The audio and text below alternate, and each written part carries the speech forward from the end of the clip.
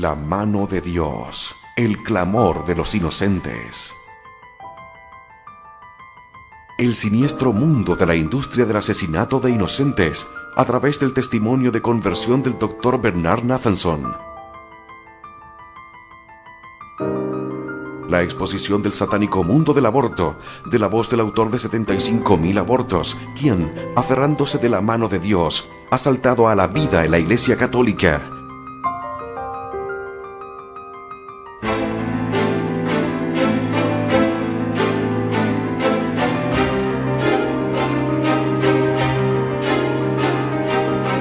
El poder de la evidencia científica y la oración, unidos en este excepcional testimonio de horror y redención. La mano de Dios, el clamor de los inocentes.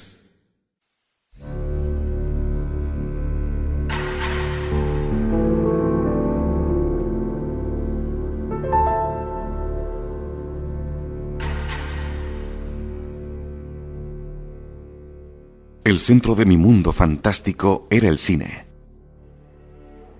El epicentro de mi mundo fantástico, el núcleo de mi imaginación, era el cine. La misma técnica en blanco y negro era una representación de la certeza. Los argumentos eran predecibles y estáticamente morales. Los actores eran seguros. Gary Cooper era siempre un héroe. Edward Arnold, un villano siempre. Y Madeleine Carroll, Norma Shearer, Paulette Goddard y Carol Landis eran todas guapas, encantadoras y exquisitamente deseables. Entrar en un local de proyección era entrar a un universo tan seguro y tan creíble para mí como lo era una iglesia para un católico devoto. Los cimientos se estaban agrietando a nuestro alrededor en los años 30, pero la vieja Hollywood nos reafirmaba en las certezas por las que no pasa el tiempo, con todas las cuestiones desconcertantes, la sexualidad inquieta y las esencias indefinidas fuera de las pantallas.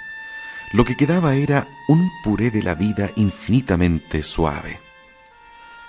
El cine era sobre todo un refugio de la parodia turbulenta de matrimonio en cuyo vértice vivíamos mi hermana y yo.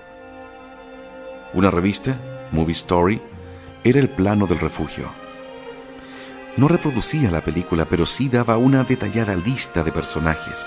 Resumía los argumentos bastante minuciosamente y, lo más importante de todo, daba la duración exacta de cada película. Ahora esto puede parecer al oyente una pequeñez, pero para Bernard, con 12 años de edad y suspirando por un lugar oscuro y seguro en el que perderse, era un asunto crucial. Las películas de Errol Flynn solían ser largas, y recuerdo haber leído sobre una de ellas que duraba más de 2 horas. En aquellos días, lo normal era la doble sesión, lo que, combinado con la inevitable película B que acompañaba a la de Flynn, me hacía contar con unas 3 horas fijas de arropamiento extático en mi butaca, sonriendo en la oscuridad. Iba solo al cine. Ni siquiera mi hermana podía acompañarme, salvo por decreto paterno. Me sentaba siempre en segunda o en tercera fila, la mejor para perderme en el mundo de la pantalla. Había un vacío abierto dentro de mí, que se llenaba una vez por semana con fantasía de claroscuro, imitaciones baratas de la vida y chucherías made in Taiwán. Las creencias eran del grosor de un barquillo. La fe brillaba por su ausencia. Hacía las cosas por deber. El deber era lo primero, con una autoridad paterna y un fárrago de obligación, orgullo y una ansiedad vital tan fuertes que, lleno de pánico como estaba, me llevaban a todo escape visible excepto al más evidente, la fe y la creencia. Esto se me había negado y ya no podía ni siquiera atisbarse.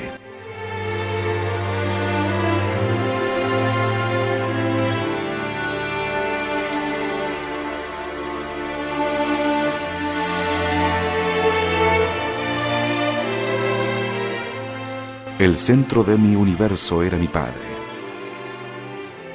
A estas alturas ya debe quedar inequívocamente claro para el oyente que el centro de mi universo era mi padre. Mi madre ya se había convertido para mí en un fantasma. Ya he hablado del hacha psicológica en la que crecí. Nada de una normativa moral consistente, nada de reglas éticas aplicables a una vida buena. Cierto, mi padre insistía en que fuera absolutamente honrado a la hora de tratar con él o con la sociedad, aunque no tenía reparo en mentir descaradamente a mi madre en relación a su actividad sexual extramarital e implícitamente me animaba a hacer lo mismo. La única vez que me pegó fue cuando me cogió a los 11 años en una mentirijilla estúpida referente a que le había prometido solemnemente no pararme a recoger a un amigo en el camino a la escuela de los domingos. Y por supuesto lo hice. Me descubrió infraganti, esperando a que mi amigo bajara las escaleras para ir a la escuela, y me dio una bofetada en la boca, proclamando mi mendacidad y advirtiéndome que nunca debía mentirle a él. Él mismo fue, hasta el final, un hombre profundamente confundido, frágil y llevado por las circunstancias, sin puntos de referencia en su vida. Acumulaba riqueza con avidez, pero nunca gastaba un céntimo más de lo estrictamente necesario. Veneraba el aprender y lo vivía, pero nunca se atrevió a escarbar por debajo de la superficie de datos y cifras en busca de los por qué sí y de los por qué no. Se consideraba un rebelde y un innovador, pero conservó toda su vida un mordaz temor a la autoridad. Siempre pagaba de más a Hacienda por miedo a que un día la inspección apareciera a la puerta de su casa para revisar sus cuentas. La mirada de un policía sobre él la convertía en gelatina, aunque no hubiera hecho nada malo abiertamente. No creía en Dios, pero sí en un poder superior. Toda su vida proclamó que no quería tener nada que ver con rituales primitivos como funerales, sino que quería ser cremado de la manera más eficaz y menos ceremonial posible. Pero su testamento disponía que fuera enterrado junto a su desventurada hija, a la que en vida había reducido a menos que una cifra. Yo, como su único e inmediato sucesor y superviviente, cumplí su deseo, aunque en un primer momento tras su muerte había gestionado la cremación que supuestamente había deseado, y que quedé de piedra cuando su nieta, la última hija de mi hermana, mostró un documento que certificaba que había comprado una tumba junto a la de mi hermana justo después de que ésta muriera, y había decidido ser enterrado junto a ella, a pesar de la fanfarronada de la cremación, eficacia y falta de ceremonia.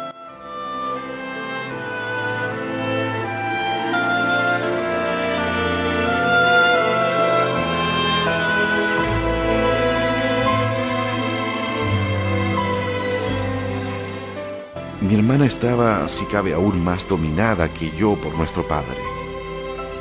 Al caer completamente bajo su hechizo, Marion se había vuelto casi invisible.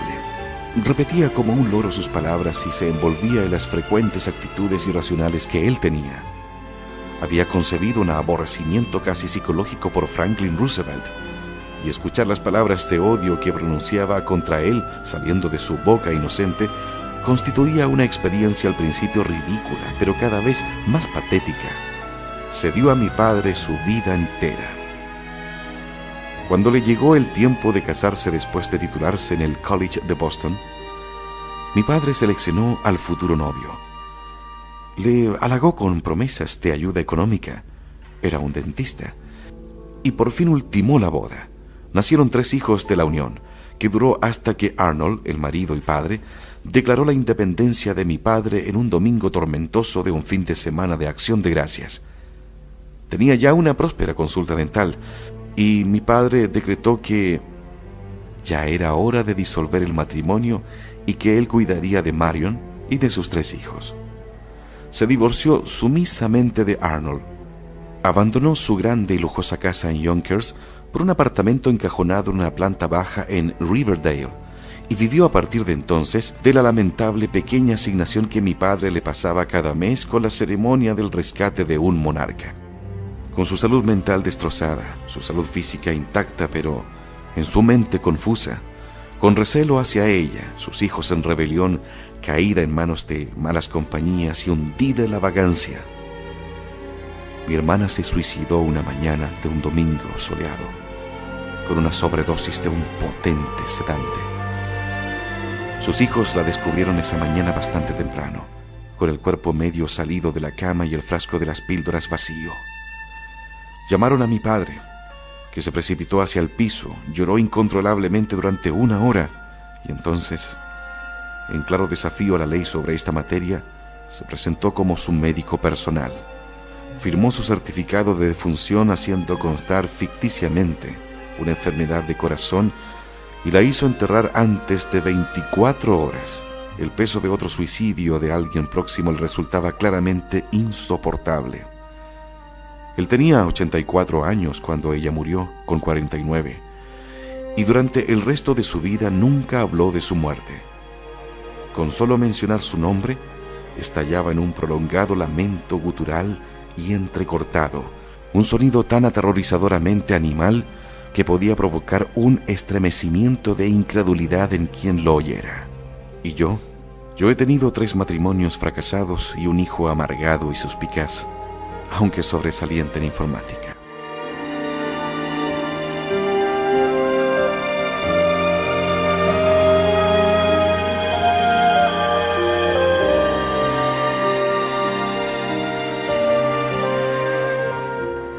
La columna de fuego.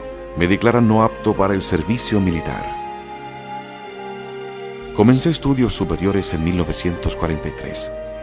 La Segunda Guerra Mundial estaba evolucionando en crescendo en los 2 frentes, y yo entré en el college con una sensación persistente de quedar excluido de ese drama. El campus de Cornell estaba plagado de estudiantes de las Fuerzas Armadas, y los jóvenes descamisados se sentían generalmente como parias, sobre todo si sufrían de algo que no suponía una discapacitación evidente. Mi compañero de habitación, Joe Nemeth, que había pasado la polio de niño y apenas podía ir de clase en clase cojeando, era inmune a lo que yo percibía como miradas acusatorias de los uniformados. Cómo anhelaba estar en el ejército, ser parte del Armagedón que tenía lugar por todo el globo. Cuando cumplí los 18 años, al comienzo de mi 2º año en Cornell, teníamos un programa acelerado, y a esas alturas ya había adquirido suficientes créditos para cualificarme como un junior. Me citaron para las pruebas físicas militares. Estaba emocionado ante la perspectiva de ser reclutado e informar cumplidamente a mi padre de que había recibido mi carta de saludos del tío Sam. No he conseguido saber todavía cómo lo hizo. ¿Conocí a alguien de mi oficina de reclutamiento local? ¿Alegó que yo había sufrido alguna mítica enfermedad? De una u otra manera me examinaron, me declararon no apto para el servicio militar por defecto de vista y me concedieron una prórroga de 4ª para continuar mis estudios de medicina en Cornell. Tenía una moderada miopía. Arthur Sloan, un compañero de clase mío en la Columbia Grammar School, con el mismo defecto menor, fue reclutado tras acabar el bachillerato y murió en acción en Normandía. En los años posteriores, mi padre y yo nunca discutimos ese episodio. Yo sencillamente no quería saber la verdad. Creo que, en su insaciable deseo de verme convertido en médico y seguir sus pasos ilustres, transgredió una especie de indefinible criterio moral y quizás incluso legal. Habría sido insoportablemente comprometedor para ambos reabrir la herida. Basta con decir que entonces me dolió su interferencia, e incluso ahora me cuesta entender una infracción tan incontrolable en mi autonomía.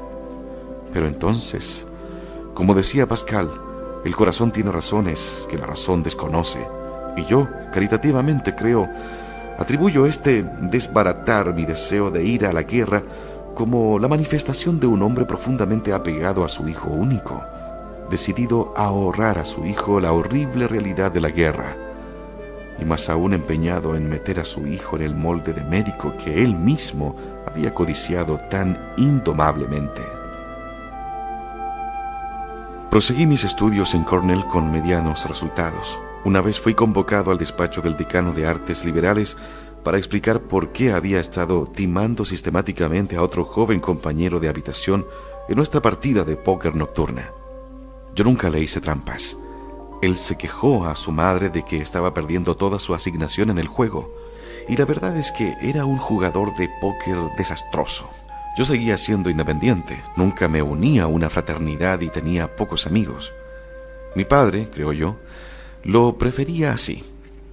Era lo mejor para concentrarme en los estudios y conseguir acceso rápido a la escuela de medicina. Los pocos amigos que tenía eran judíos de Nueva York, de ascendencia menos opulenta y en su mayor parte fuertemente inclinados por la izquierda radical, o sea, la joven Liga Comunista, entonces conocida como Juventud Americana por la Democracia. Sin haber perdido la inocencia en política, fui a algún mitin de ese grupo. Me aburrí tremendamente. Las alumnas que asistían a esos mítines eran invariablemente sosas, bigotudas y de tez morena como gitanas, y pronto abandoné cualquier interés incipiente que hubiera podido albergar en ese campo. Pero ese episodio transitorio y aparentemente inocente volvió para perseguirme durante la era McCarthy.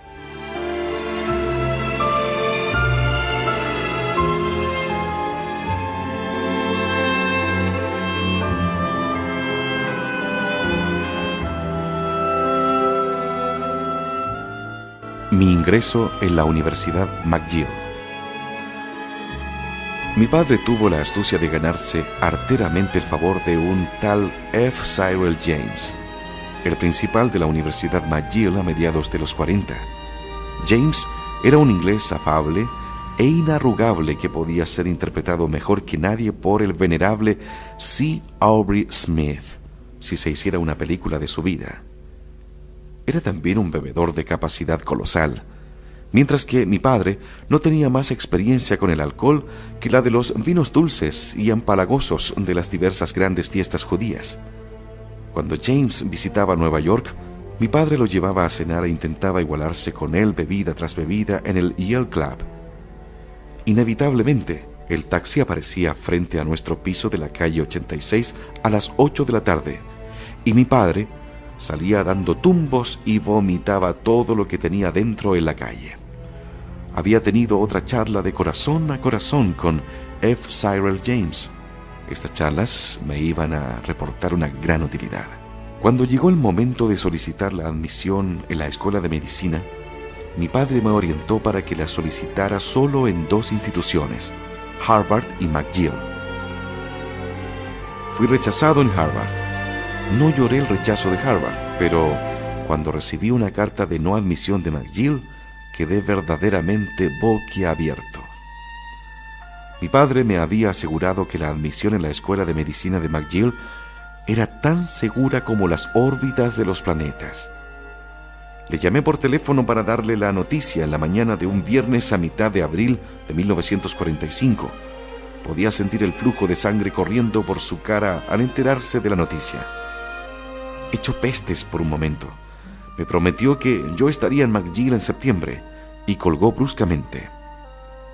4 días más tarde recibí una nota de disculpa del Principal James diciendo que había habido un inexcusable error a nivel de secretaría en la oficina del decano de la Escuela de Medicina y por supuesto debía presentarme allí el 1 de septiembre de 1945. Muchos años después, mi padre me contó la consiguiente conversación con James ese día fatídico, riendo entrecortadamente cuando me dijo que él sabía el momento preciso para llamar al principal, gracias a un detallado conocimiento de los hábitos de bebida del hombre, y le había protestado de la palpable injusticia que se iba a cometer excluyendo a su hijo de entrar en medicina en McGill. James se sentó inmediatamente a redactar una nota al decano de la escuela de medicina y la envió al momento por mensajero a todos los que tenían que ver con el proceso de admisión, antes de que el dolor de cabeza le hubiera remitido la mañana siguiente. Ya estaba en la lista de los admitidos.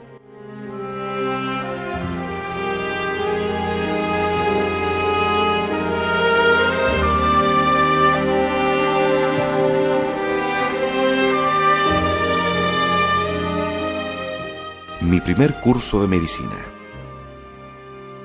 Mi saga empieza verdaderamente aquí. Un día tórrido y húmedo de verano en Montreal, Canadá, el día en que me matriculé en mi primer curso de medicina. Entonces, la escuela de medicina estaba situada en Strathcona Hall, Un castillo medieval con gruesos muros de piedra gris, amplios arcos que enmarcaban pesadas puertas y almenas cónicas en las esquinas del edificio. A lo largo de las paredes interiores había placas conmemorativas de varios destacados miembros de la facultad. Los nombres me eran muy familiares: Henry Lefleur, Sir William Osler, Walter Chipman. Eran los héroes de las historias de mi infancia y adolescencia.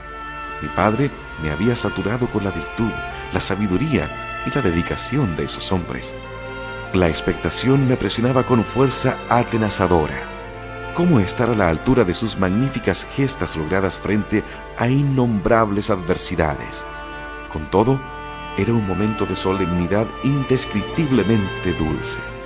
Vivía entonces en una cavernosa habitación alquilada en University Street, a 2 manzanas de la escuela de medicina. La patrona era una especie de obeso y neurótico tipo de mujer asilvestrada llamada Eva Long, que había perfeccionado de tal manera la capacidad de andar sin hacer ruido que habría hecho avergonzarse a toro sentado. Fisgaba por mi puerta a horas intempestivas, y entonces tocaba a la puerta atrevidamente y anunciaba que era muy tarde para dar pasos por la habitación o tener encendidas las luces para estudiar o pasar el tiempo con compañeros de clase con los que repasaba la materia de exámenes. El alquiler era de $10 por semana, a pagar con un mes de antelación. Ese primer año desayunaba y cenaba en una pensión que estaba a la vuelta de la esquina desde mi habitación. La propietaria era una escocesa corpulenta de buen corazón, a quien le encantaba sentar a una docena de estudiantes de medicina en una mesa nobiliaria en mitad del comedor, e ir sacando grandes chuletones de buey, montañas de puré de patatas, pilas rebosantes de coles de Bruselas, porque les gustan tanto a los escoceses las coles de Bruselas. Su atracción principal era la comida del domingo. En vez de la cena, ese día, que consistía en fuertes de sopa de cebolla, unas chuletas cortadas tan finamente que eran virtualmente traslúcidas y coles de Bruselas. Era un ambiente familiar, pero con una jerarquía claramente establecida. Los estudiantes más antiguos se sentaban a la cabecera de la mesa, los más jóvenes, por orden, en los lados. Siempre había suficiente para comer, pero la escocesa, como se llamaba, era un genio de la puntualidad. Y si uno llegaba 3 minutos tarde, las puertas se cerraban irrevocablemente para esa comida. Tenía que reservar $40 al mes para la pensión. Como mi padre me tenía con un presupuesto de $90 al mes, esto me dejaba con muy poco para gastar en lujos como cigarrillos y lo que mi padre denominaba incidentales. Fumaba un paquete diario en la escuela. El profesor de patología, Dr. Lyman Duff, fumaba 3 cajetillas diarias e incluso entonces en clase lanzaba diatribas contra los cigarrillos como causa del cáncer de pulmón. El pobre hombre murió de cáncer de pulmón no mucho después de mi graduación en 1949. No era exactamente una existencia digna de lúculo, pero comparada con el sufrimiento de mi padre era bastante tolerable. La memoria humana es un aparato benigno y fiable. Me acuerdo de mis clases de ese año con una claridad meridiana. Enseñaba anatomía un sabio irlandés, el doctor John Martin, que tenía siempre una venda negra en la cabeza. Me dijeron que la parte trasera de la venda era fusiforme. Escondía un agujero de bala en su cráneo que nunca se había molestado en arreglar. Se decía que había sido un extremista en sus años jóvenes y que le habían disparado en la cabeza los del Black and Tan, que ocupaban Irlanda en la época de los disturbios. Sea como fuera, era un excelente profesor, colorista, juguetón, puesto en la materia y sugerente. Havelhoff era el profesor de psicología, sardónico, agotado y no poco cruel. Su cabello rubio ondulado enmarcaba un rostro de niño mofletudo, pero escondía un ego despiadadamente insaciable. Aprendí comparativamente poco de este hombre. Mis compañeros le detestaban tanto como yo. El que brillaba con luz propia en ese año era el Dr. David Thompson, un tipo flaco y sonrosado, con cara de general inglés, bigote de los guardias y todo eso, y con modales de un perfecto caballero. Enseñaba bioquímica de un modo tan ordenado, refinado y elegante que hasta hoy puedo acordarme del contenido de muchas de sus clases. Nunca me había gustado la química en Cornell, pero Thompson la hizo revivir en mí. Siempre tenía tiempo para preguntas después de clase, y hasta la pregunta más absurda la trataba con un respetuoso aplomo. Era quizás el miembro más respetado de la Escuela de Medicina de McGill, y merecidamente.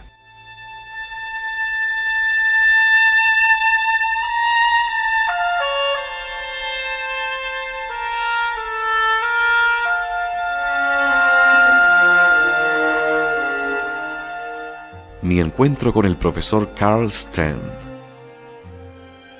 Sin embargo, hubo un profesor que me causó mayor impresión que cualquier otro, mucho mayor de la que comprendí por entonces.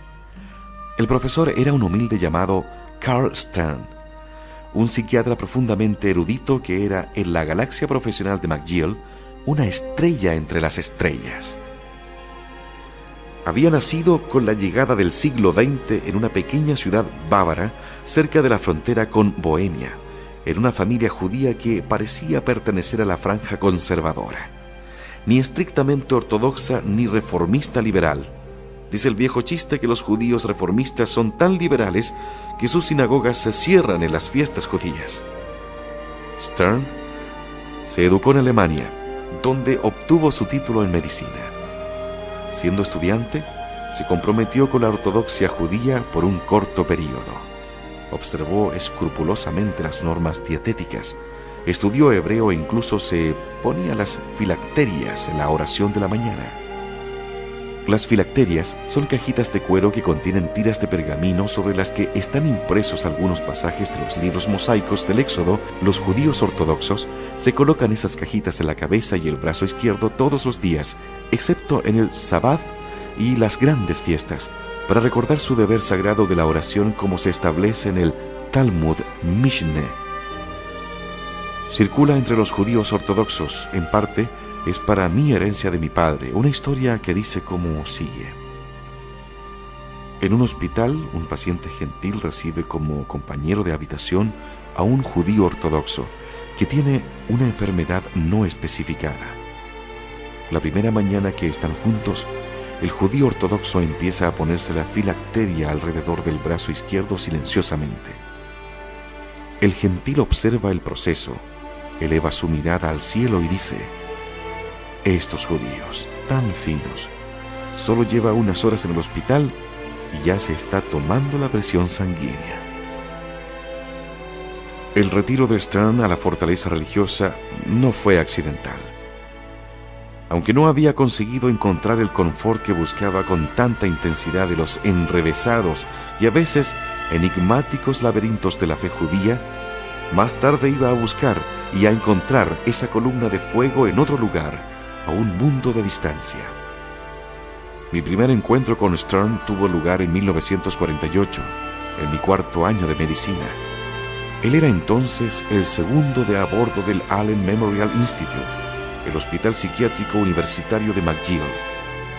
Solo tenía por encima al doctor Ewan Cameron, un psiquiatra bondadoso pero bastante ampuloso, que había aprovechado la fama adquirida como miembro del panel de psiquiatras en los juicios de Nuremberg para convertirse en el catedrático y jefe del departamento de psiquiatría en McGill al finalizar la Segunda Guerra Mundial. Sin embargo, todos los estudiantes sabíamos que, aunque Cameron era capaz y afable, Stern era la figura dominante del departamento, un gran profesor, un maestro fascinante y hasta elocuente en un idioma que no era el suyo, y un brillante polemista que soltaba ideas originales y audaces del modo más fidedigno. Nació en mí una especie de adoración del héroe épico por Stern.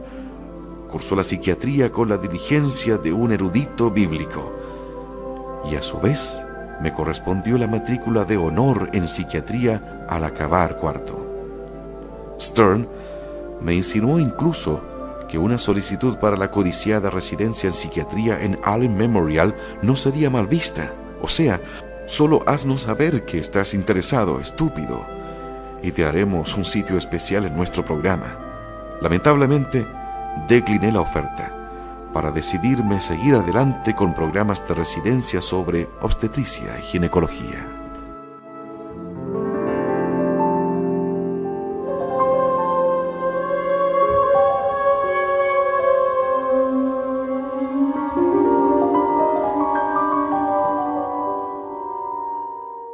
La columna de fuego de Stern. Usted como oyente se puede preguntar por qué me detengo tanto en Stern.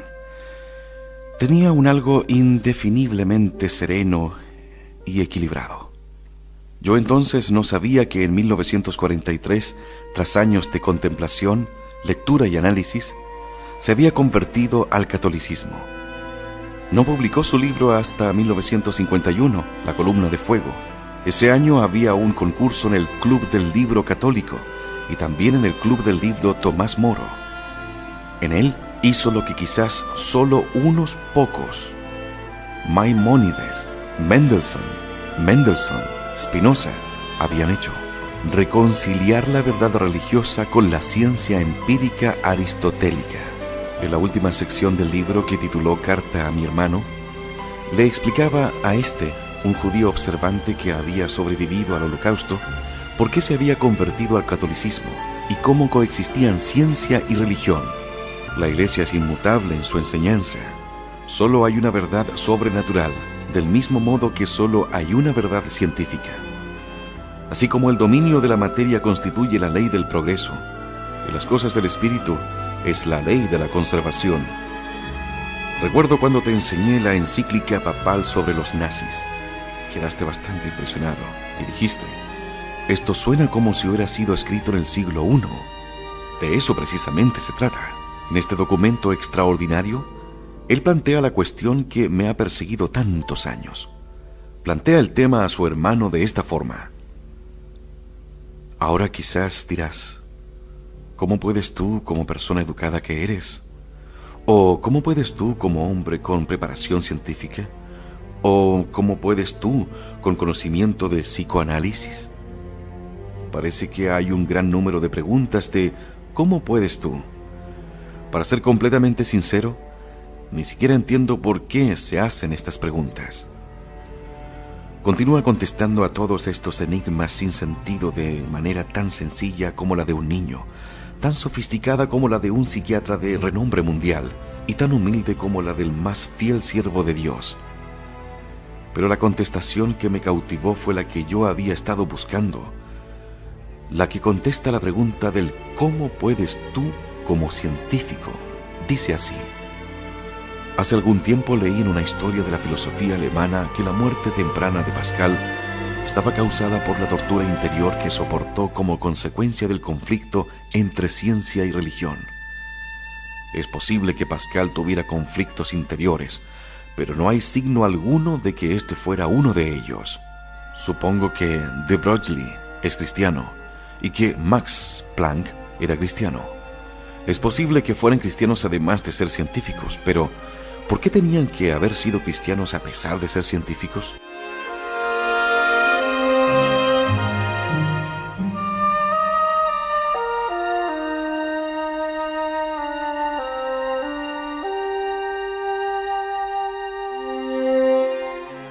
Stern y yo, en mi último año en McGill, forjamos una fuerte e incluso irresistible relación maestro-alumno.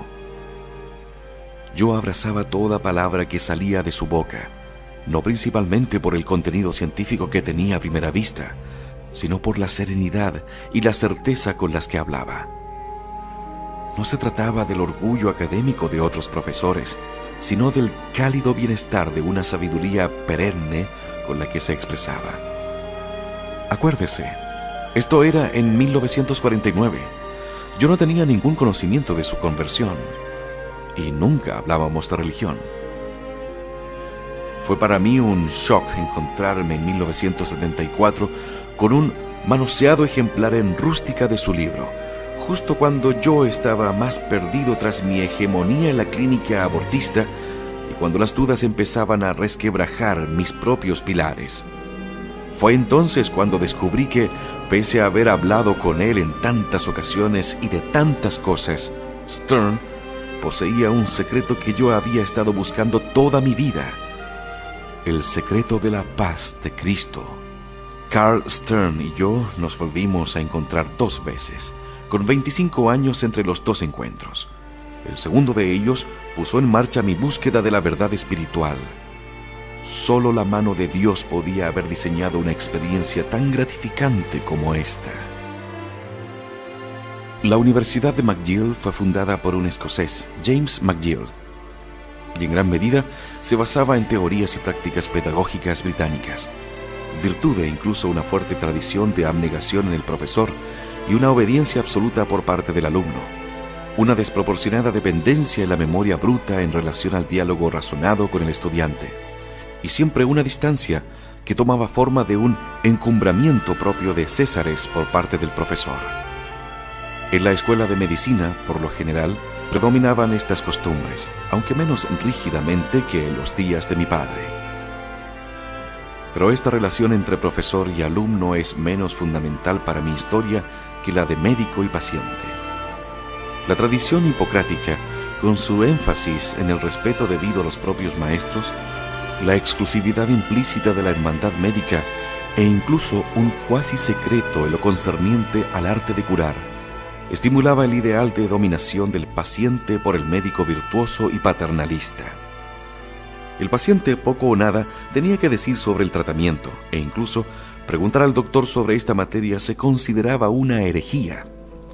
Los conceptos modernos de segundas opiniones, consentimiento informado y los deberes éticos y morales eran inconcebibles en Montreal por aquellos días.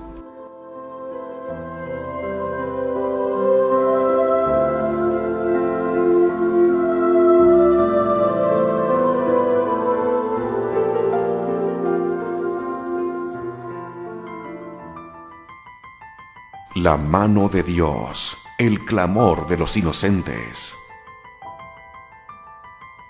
El siniestro mundo de la industria del asesinato de inocentes a través del testimonio de conversión del Dr. Bernard Nathanson.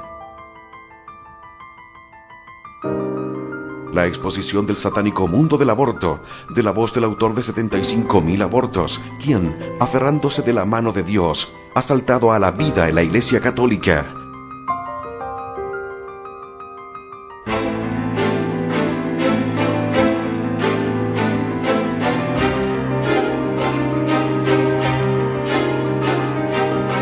El poder de la evidencia científica y la oración, unidos en este excepcional testimonio de horror y redención. La mano de Dios, el clamor de los inocentes.